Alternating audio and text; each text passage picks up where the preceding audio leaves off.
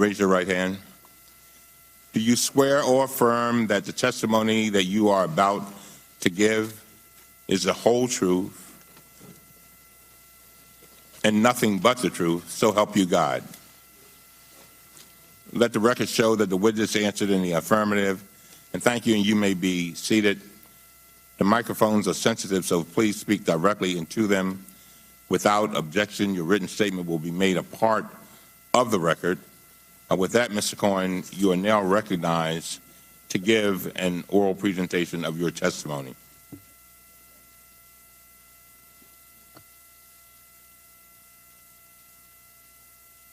Is your mic on? Yes. Chairman Cummings, Ranking Member Jordan, and members of the committee, thank you for inviting me here today.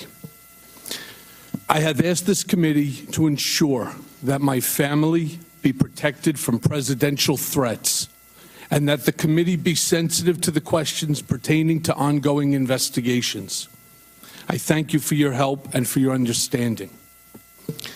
I am here under oath to correct the record, to answer the committee's questions truthfully, and to offer the American people what I know about President Trump. I recognize that some of you may doubt and attack me on my credibility. It is for this reason that I have incorporated into this opening statement documents that are irrefutable and demonstrate that the information you will hear is accurate and truthful.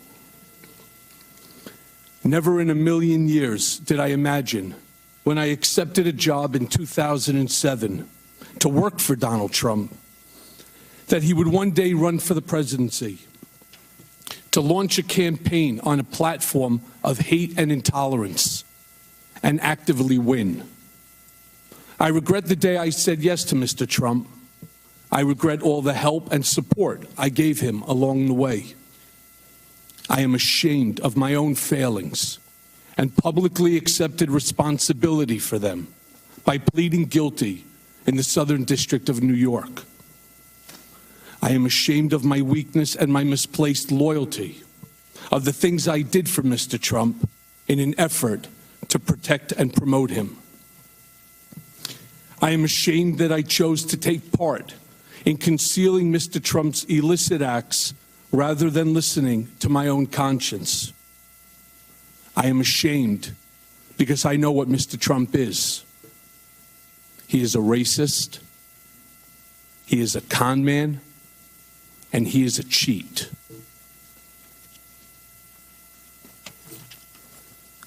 He was a presidential candidate who knew that Roger Stone was talking with Julian Assange about a WikiLeaks drop on the Democratic National Committee emails. And I will explain each in a few moments. I am providing the committee today with several documents, and these include a copy of a check Mr. Trump wrote from his personal bank account after he became president to reimburse me for the hush money payments I made to cover up his affair with an adult film star and to prevent damage to his campaign. Copies of financial statements from 2011, 2012, and 2013 that he gave to such institutions such as Deutsche Bank. A copy of an article with Mr. Trump's handwriting on it that reported on the auction of a portrait of himself that he arranged for the bidder ahead of time and then reimbursed the bidder from the account of his nonprofit charitable foundation, with the picture now hanging in one of his country clubs. And copies of letters I wrote at Mr. Trump's direction that threatened his high school, colleges, and the college board not to release his grades or SAT scores.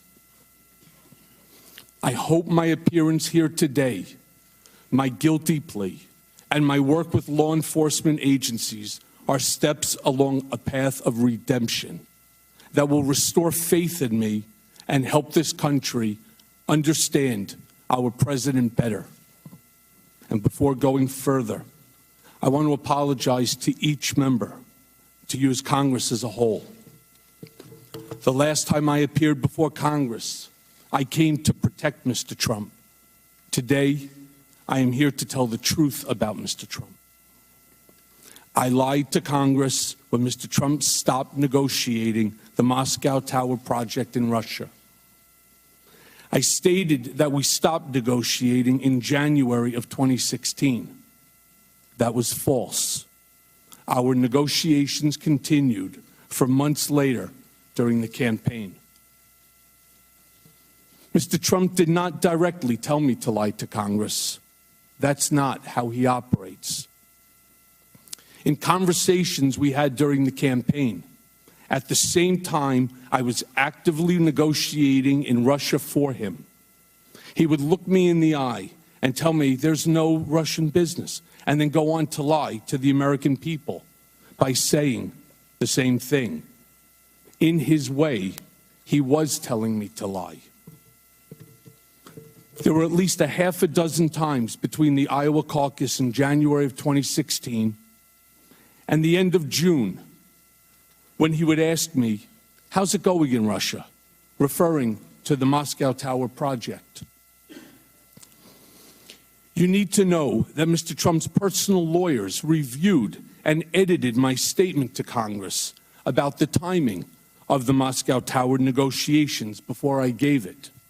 So to be clear, Mr. Trump knew of and directed the Trump-Moscow negotiations throughout the campaign and lied about it.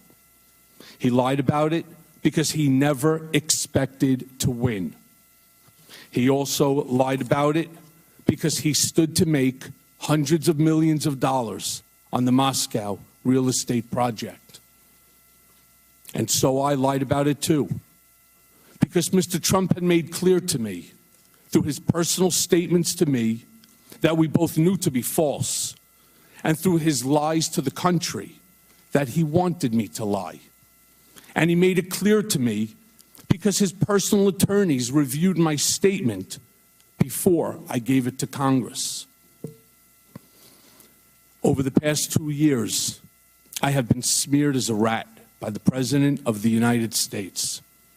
The truth is much different. And let me take a brief moment to introduce myself. My name is Michael Dean Cohen, and I am a blessed husband of 24 years and a father to an incredible daughter and son. When I married my wife, I promised her that I would love her, I would cherish her, and I would protect her. As my father said countless times throughout my childhood, you, my wife, and you, my children, are the air that I breathe.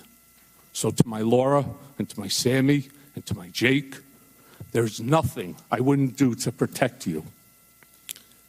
I have always tried to live a life of loyalty, friendship, generosity, and compassion. It's qualities my parents ingrained in my siblings and me since childhood. My father survived the Holocaust, thanks to the compassion and selfless acts of others.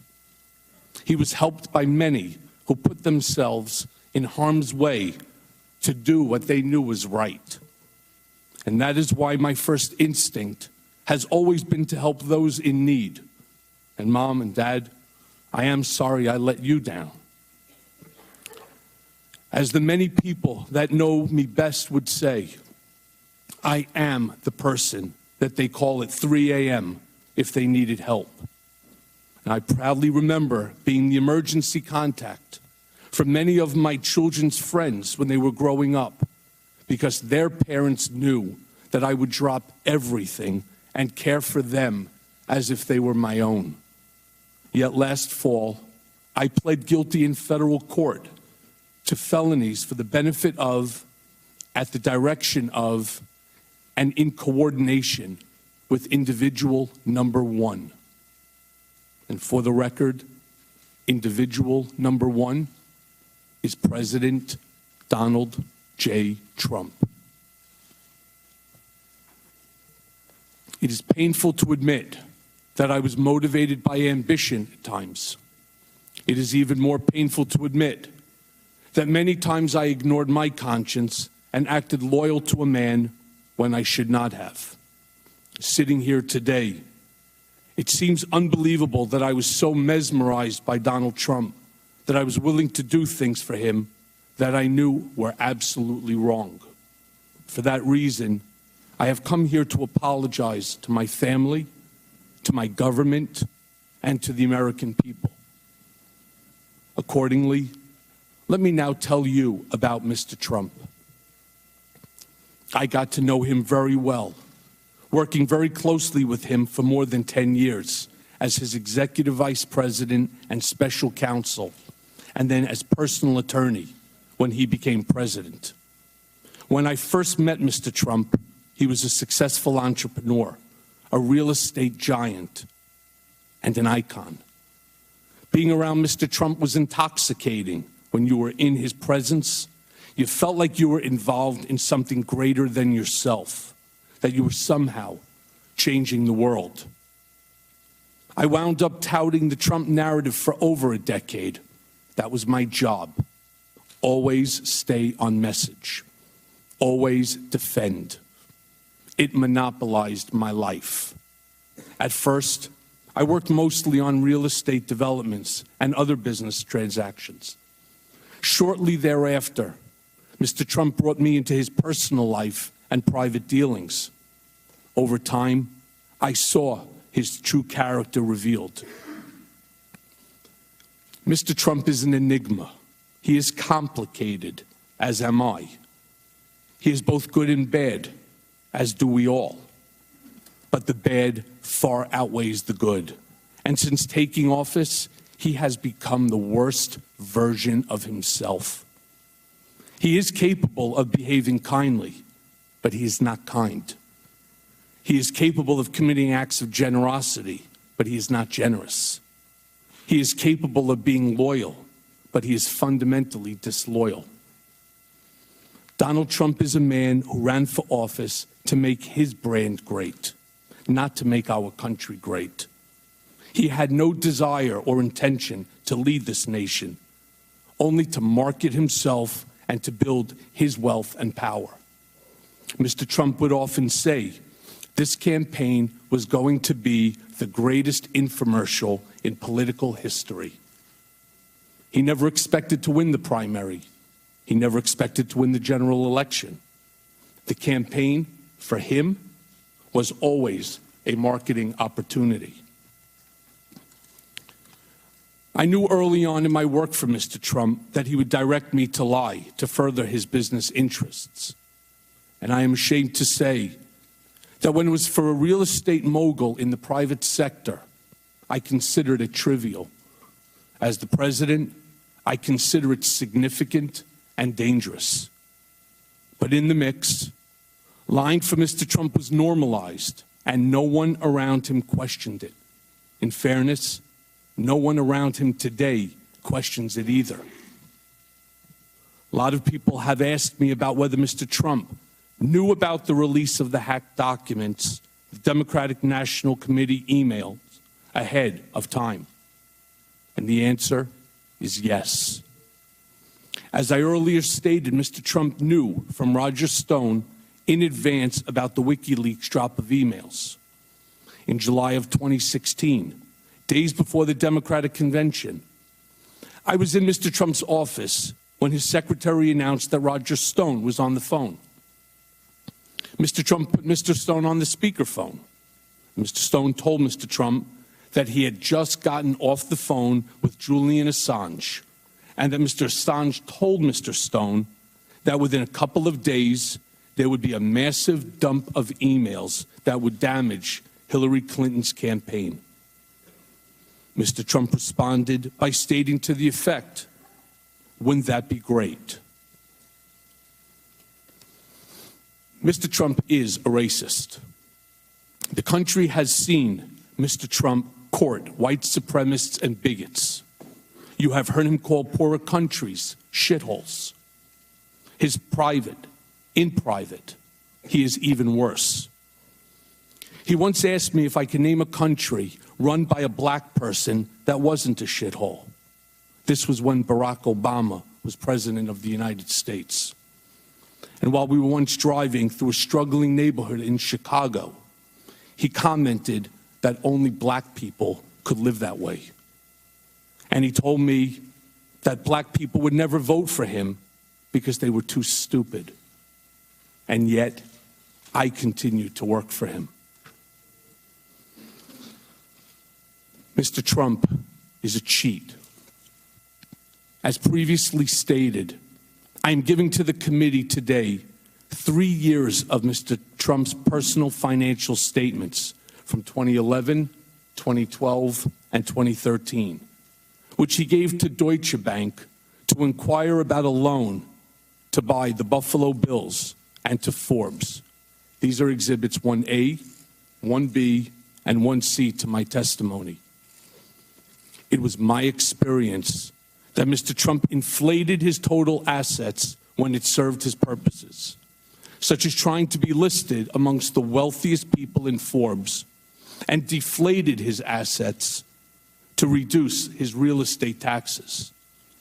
I'm sharing with you 2 newspaper articles, side by side, that are examples of Mr. Trump inflating and deflating his assets, as I said, to suit his financial interests. These are Exhibit 2 to my testimony. As I noted, I'm giving the committee today an article he wrote on and sent to me that reported on an auction of a portrait of Mr. Trump. This is Exhibit 3A to my testimony. Mr. Trump directed me to find a straw bidder to purchase a portrait of him that was being auctioned off at an Art Hamptons event. The objective was to ensure that this portrait, which was going to be auctioned last, would go for the highest price of any portrait that afternoon. The portrait was purchased by the fake bidder for $60,000. Mr. Trump directed the Trump Foundation, which is supposed to be a charitable organization, to repay the fake bidder, despite keeping the art for himself. And please see Exhibit 3B to my testimony. And it should come as no surprise that one of my more common responsibilities was that Mr. Trump directed me to call business owners, many of whom are small businesses that were owed money for their services, and told them that no payment or a reduced payment would be coming. When I asked Mr. Trump, or when I told Mr. Trump of my success, he actually reveled in it. And yet, I continued to work for him. Mr. Trump is a con man. He asked me to pay off an adult film star with whom he had an affair and to lie about it to his wife, which I did. And lying to the First Lady is one of my biggest regrets because she is a kind, good person, and I respect her greatly, and she did not deserve that.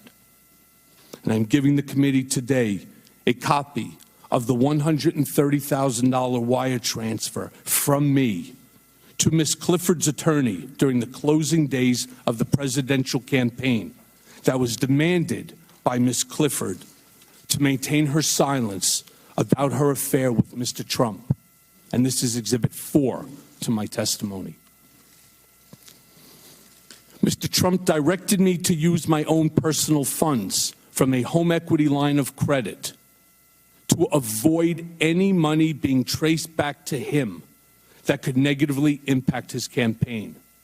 And I did that too, without bothering to consider whether that was improper, much less whether it was the right thing to do or how would it impact me, my family, or the public. And I am going to jail in part because of my decision to help Mr. Trump hide that payment from the American people before they voted a few days later. As Exhibit 5A to my testimony shows, I am providing a copy of a $35,000 check that President Trump personally signed from his personal bank account on August 1st of 2017, when he was President of the United States, pursuant to the cover-up, which was the basis of my guilty plea to reimburse me, the word used by Mr. Trump's TV lawyer for the illegal hush money I paid on his behalf. This $35,000 check was one of 11 check installments that was paid throughout the year while he was president. Other checks to reimburse me for the hush money payments were signed by Donald Trump Jr. and Alan Weisselberg. And see for that example 5B. The President of the United States thus wrote a personal check for the payment of hush money as part of a criminal scheme to violate campaign finance laws. And you can find the details of that scheme directed by Mr. Trump in the pleadings in the U.S. District Court for the Southern District of New York. So picture this scene. In February of 2017, 1 month into his presidency, I'm visiting President Trump in the Oval Office for the first time, and it's truly awe-inspiring. He's showing me all around and pointing to different paintings, and he says to me something to the effect of, "Don't worry, Michael, your January and February reimbursement checks are coming." They were FedExed from New York, and it takes a while for that to get through the White House system. As he promised, I received the first check for the reimbursement of $70,000 not long thereafter.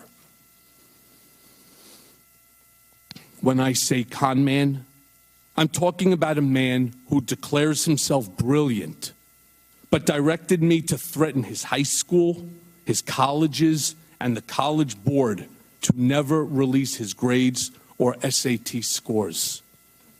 As I mentioned, I'm giving the committee today copies of a letter I sent at Mr. Trump's direction, threatening these schools with civil and criminal actions if Mr. Trump's grades or SAT scores were ever disclosed without his permission. And these are under Exhibit 6. The irony wasn't lost on me at the time that Mr. Trump, in 2011, had strongly criticized President Obama for not releasing his grades. As you can see in Exhibit 7, Mr. Trump declared, "Let him show his records," after calling President Obama a terrible student. The sad fact is that I never heard Mr. Trump say anything in private that led me to believe he loved our nation or wanted to make it better. In fact, he did the opposite. When telling me in 2008 or 2009 that he was cutting employees' salaries in half, including mine, he showed me what he claimed was a $10 million IRS tax refund. And he said that he could not believe how stupid the government was for giving someone like him that much money back. During the campaign, Mr. Trump said that he did not consider Vietnam veteran and prisoner of war Senator John McCain to be a hero because he likes people who weren't captured. At the same time, Mr. Trump tasked me to handle the negative press surrounding his medical deferment from the Vietnam draft. Mr. Trump claimed it was because of a bone spur, but when I asked for medical records, he gave me none and said that there was no surgery. He told me not to answer the specific questions by reporters, but rather offer simply the fact that he received a medical deferment. He finished the conversation with the following comment: "You think I'm stupid? I'm not going to Vietnam." And I find it ironic, Mr. President, that you are in Vietnam right now. And yet, I continue to work for him. Questions have been raised about whether I know of direct evidence that Mr. Trump or his campaign colluded with Russia. I do not. And I want to be clear, but I have my suspicions. Sometime in the summer of 2017, I read all over the media that there had been a meeting in Trump Tower in June of 2016 involving Don Jr. and others from the campaign with Russians. including a representative of the Russian government, and an email setting up the meeting with the subject line, "Dirt on Hillary Clinton." And something clicked in my mind. I remember being in a room with Mr. Trump, probably in early June of 2016, when something peculiar happened. Don Trump Jr. came into the room and walked behind his father's desk, which in and of itself was unusual. People didn't just walk behind Mr. Trump's desk to talk to him. And I recall Don Jr. leaning over to his father and speaking in a low voice, which I could clearly hear, and saying, "The meeting is all set." And I remember Mr. Trump saying, "Okay, good, let me know." What struck me as I looked back and thought about the exchange between Don Jr. and his father was, first, that Mr. Trump had frequently told me and others that his son Don Jr. had the worst judgment of anyone in the world, and also that Don Jr. would never set up any meeting of significance alone, and certainly not without checking with his father. I also knew that nothing went on in Trump world, especially the campaign, without Mr. Trump's knowledge and approval. So I concluded that Don Jr. was referring to that June 2016 Trump Tower meeting about dirt on Hillary with the Russian representatives when he walked behind his dad's desk that day, and that Mr. Trump knew that was the meeting Don Jr. was talking about when he said, "That's good, let me know." Over the past year or so, I have done some real soul searching, and I see now that my ambition and the intoxication of Trump power had much to do with the bad decisions, in part, that I made. And to you, Chairman Cummings and Ranking Member Jordan, and the other members of this committee, the members of the House and Senate, I am sorry for my lies and for lying to Congress. And to our nation, I am sorry for actively working to hide from you the truth about Mr. Trump when you needed it most. For those who question my motives for being here today, I understand. I have lied, but I am not a liar. And I have done bad things, but I am not a bad man. I have fixed things, but I am no longer your fixer, Mr. Trump. And I am going to prison and have shattered the safety and security that I tried so hard to provide for my family. My testimony certainly does not diminish the pain that I have caused my family and my friends. Nothing can do that.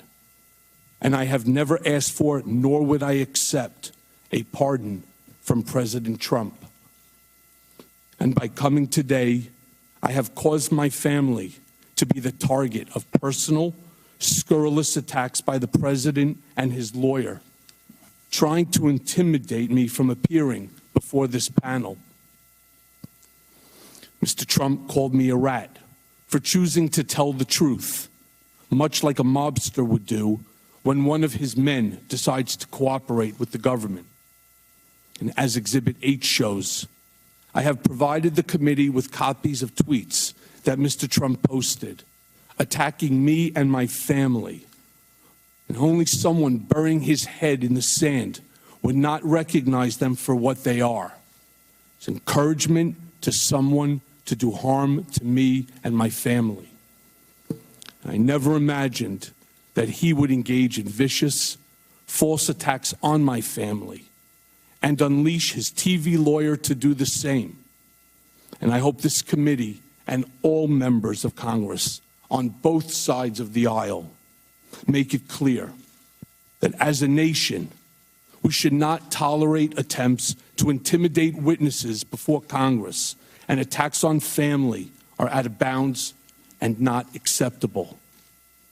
And I wish to especially thank Speaker Pelosi for her statements, and it's Exhibit 9, to protect this institution and me, and the chairman of the House Permanent Select Committee on Intelligence, Adam Schiff, and you, Chairman Cummings, for likewise defending the institution and my family against the attacks by Mr. Trump, and also the many Republicans who have admonished the president as well. I am not a perfect man. I have done things I am not proud of, and I will live with the consequences of my actions for the rest of my life. But today, I get to decide the example that I set for my children and how I attempt to change how history will remember me. I may not be able to change the past, but I can do right by the American people here today. And I thank you for your attention, and I'm happy to answer the committee's questions.